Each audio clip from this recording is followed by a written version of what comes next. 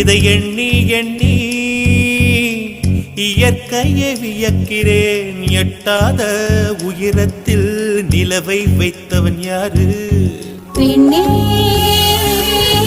பெண்ணே பூங்காற்று அறியாமல் பூவை திறக்க வேண்டும். பூக்கூட அறியாமல் தீமை ருசிக்க வேண்டும்.